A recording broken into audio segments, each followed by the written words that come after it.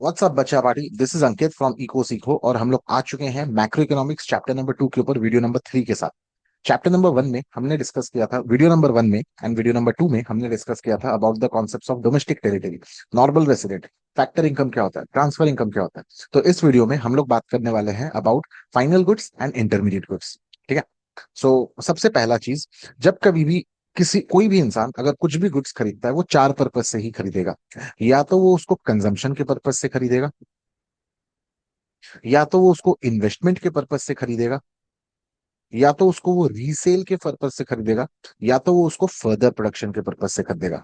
Sir, further production का क्या मतलब होता है? फर्दर प्रोडक्शन का मतलब होता है कि वो उसको as a raw material use करने वाला है। ठीक है। और कुछ रीजन हो ही नहीं सकता। अगर कोई भी इंसान कुछ भी गुड्स खरीद रहा है, आप हमेशा इकोनॉमिक्स के इस क्लासिफिकेशन के हिसाब से आप इसको ये चार कैटेगरी में ही पुट करोगे, और कुछ हो ही नहीं सकता। ठीक है। पॉइंट यहाँ पे ये है कि अगर वो इंसान इसको कंजम्पशन या इन्वेस्टमेंट के पर्पज से खरीदता है तो आप उसको फाइनल गुड बोलते हैं। एंड अगर वो इंसान इस गुड को रीसेल या फिर फर्दर प्रोडक्शन के पर्पज से खरीदता है तो आप उसको इंटरमीडिएट गुड बोलते हैं। ठीक है। What are final goods? Final goods ये हम उन गुड्स को बोलते हैं जिसको खरीदा गया है या तो कंजम्पशन पर्पज से या तो इन्वेस्टमेंट पर्पज से। इंटरमीडिएट गुड्स क्या होता है? ये वो गुड्स होता है जिसको खरीदा जाता है या तो रीसेल के पर्पज से या तो फर्दर प्रोडक्शन के पर्पज से। लेकिन याद रखिएगा, further production in the same year, उसको लेकर भी कुछ दाव पेच है जिसको हम लोग इसी वीडियो में आगे डिस्कस करने वाले हैं। ठीक है। फाइनल गुड्स, इंटरमीडिएट गुड्स के बारे में और क्या इंपॉर्टेंट है कि सर, फाइनल गुड्स एक ऐसा गुड है जिसको आप डोमेस्टिक इनकम, नेशनल इनकम की कैलकुलेशन दोनों ही जगह यूज करने वाले हो। लेकिन इंटरमीडिएट गुड आपका कहीं पे भी रिफ्लेक्ट नहीं होता। सर, क्या होगा अगर आप इंटरमीडिएट गुड्स को भी इंक्लूड कर दोगे? तो बच्चा, ये हो जाएगा इसके वजह से एक प्रॉब्लम, और उस प्रॉब्लम को बोला जाता है प्रॉब्लम ऑफ डबल काउंटिंग। वो प्रॉब्लम ऑफ डबल काउंटिंग से बचने के लिए इंटरमीडिएट गुड्स को हम लोग नेशनल इनकम, डोमेस्टिक इनकम में इंक्लूड नहीं करते। ठीक है। फाइनल गुड्स के बारे में और क्या बोला जा सकता है? जनरली फाइनल गुड्स का एक डायरेक्ट डिमांड होता है। ठीक है। मेरे को भूख लग रहा है, मैंने कुछ खाने के लिए पिज्जा ऑर्डर किया, कंजम्पशन गुड है मेरे लिए पिज्जा, एक प्रकार से फाइनल गुड है। पिज्जा मेरे वांट्स को डायरेक्टली सेटिस्फाई कर रहा है, तो फाइनल गुड्स का डायरेक्ट डिमांड होता है। On the other hand, intermediate goods का कुछ डिराइव डिमांड होता है। ठीक है। I want to earn some profit, उसके लिए मैंने एक दुकान खोल के बैठा। ठीक है। दुकान में मैं मोबाइल फोन्स ला के रख रहा हूँ, तो मोबाइल फोन्स का जो मैं डिमांड कर रहा हूँ वो मेरे लिए एक डिराइव डिमांड है। किसी और वांट को फुलफिल करने के लिए मैं मोबाइल फोन को डिमांड कर रहा हूँ। फाइनल गुड्स के डायरेक्ट डिमांड होता है, इंटरमीडिएट गुड्स के डिराइव डिमांड होता है। ठीक है। फाइनल गुड्स एक फाइनल यूजर के लिए रेडी टू यूज होता है, उसको और इसमें कुछ भी वैल्यू एडिशन नहीं करना है, उसको लाना है सीधा, उसको यूज करना है।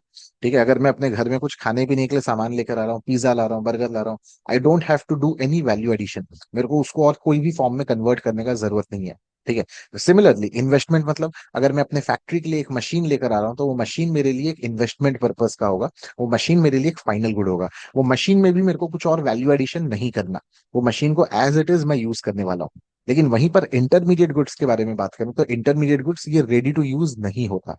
ठीक है। इसमें अब भी आपको कुछ वैल्यू एडिशन डालना रहता है सो दैट वो रेडी टू यूज बन जाए। ठीक है। फाइनल गुड्स प्रोडक्शन बाउंड्री करके एक कॉन्सेप्ट है जिसको हम लोग नेक्स्ट स्लाइड में पढ़ेंगे, तो उसको क्रॉस कर चुका है, और इंटरमीडिएट गुड अभी तक प्रोडक्शन बाउंड्री के अंदर में। ठीक है। तो आगे चलिए थोड़ा प्रोडक्शन बाउंड्री की तरफ आते हैं, उसके बाद एग्जांपल्स को हम लोग डिस्कस करेंगे। प्रोडक्शन बाउंड्री है क्या? बेसिकली प्रोडक्शन बाउंड्री एक टूल है जिसके मदद से मैं आइडेंटिफाई कर पाता हूँ मेरे लिए कौन सा गुड्स फाइनल गुड है और कौन सा गुड इंटरमीडिएट गुड है। ठीक है। तो एक मैं अपने वैल्यू वैल्यू एडिशन चेन के चारों तरफ में एक इमेजिनरी लाइन को ड्रॉ करता हूँ। ठीक है। और अगर वो गुड जिसके बारे में बात हो रहा है वो इस इमेजिनरी लाइन के अंदर है, इस इमेजिनरी बॉक्स के अंदर है, तो मैं उसको इंटरमीडिएट गुड बोलता हूँ। अगर वो बाहर निकल आया तो मैं उसको फाइनल गुड बोलता हूँ। फॉर एग्जाम्पल, यहाँ पे मेरे को स्क्रीन में दिख रहा है कि फार्मर ए ने कॉटन को प्रोड्यूस करके 2,000 रुपए में बेचा उसको बी को।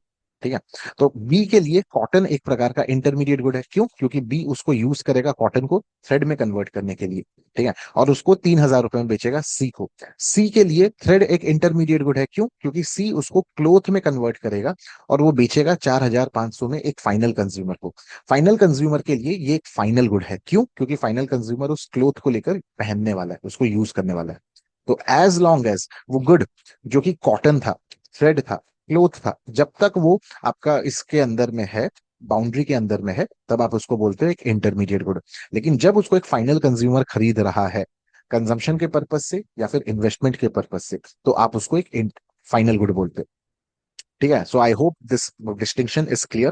प्रोडक्शन बाउंड्री क्या है सर? बेसिकली ये एक टूल है जिसके मदद से मैं डिफरेंशिएट कर पाता हूँ मेरे लिए क्या फाइनल गुड है और मेरे लिए क्या इंटरमीडिएट गुड है।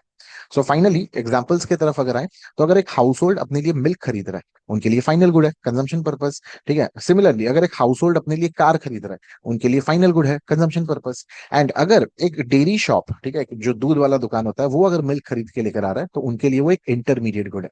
ठीक है, क्योंकि रीसेल पर्पज से लाया जा रहा है। ठीक है। अगर एक फैक्ट्री में कोल को यूज किया जा रहा है, तो वो उनके लिए एक इंटरमीडिएट गुड है, क्योंकि वो उनके लिए एक प्रकार से रॉ मटेरियल है। ठीक है। सो आई होप आपको पूरा क्लियर है कि what is a final good, what is a intermediate good. हमेशा याद रखिएगा एंड यूज क्या है। ठीक है। अगर एंड यूज आपके कंजम्पशन या फिर इन्वेस्टमेंट पर्पज से है, तो आप उसको फाइनल गुड बोलोगे।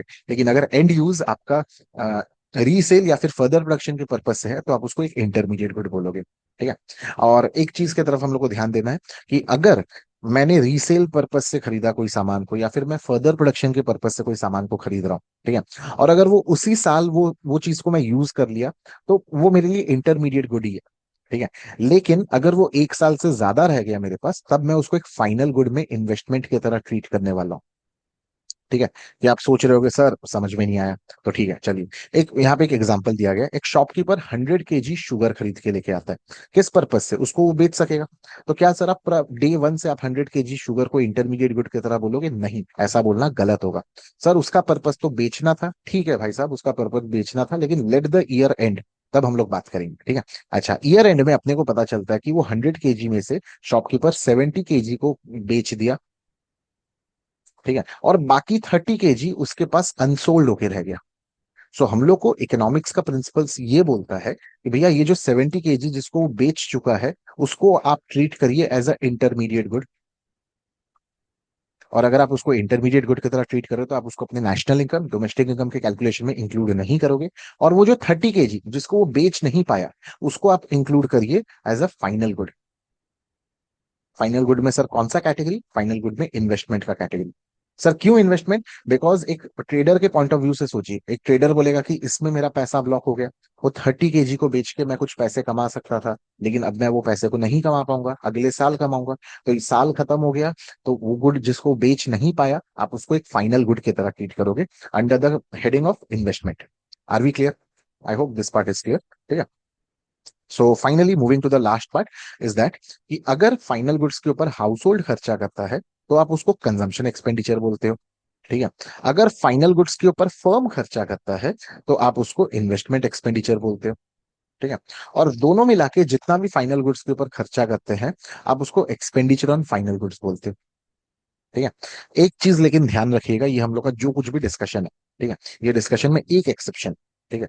एक्सेप्शन ये है कि अगर गवर्नमेंट मिलिट्री पर्पस के लिए ट्रक्स या फिर एयरक्राफ्ट्स या फिर व्हीकल्स को खरीद रहा है, ठीक है, तो आप सोचोगे कि sir trucks, aircrafts, vehicles, it should be considered as a investment purpose, it should be come under final goods, but ऐसा नहीं होता।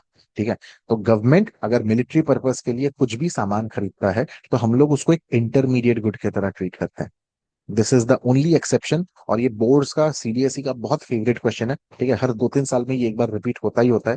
ठीक है। तो अपने लोग को पता होना चाहिए, this is the only exception. यहाँ पे भले ही मेरे को नेचर देख के लगे कि ये इन्वेस्टमेंट फाइनल गुड है, but no, it is not a final good, it is a intermediate good. ठीक है। सो आई होप आपको ये आज का वीडियो अच्छे से समझ में आया हो। मैं बहुत जल्दी आप लोग से मिलने वाला हूँ with a new one. Thank you so much for watching.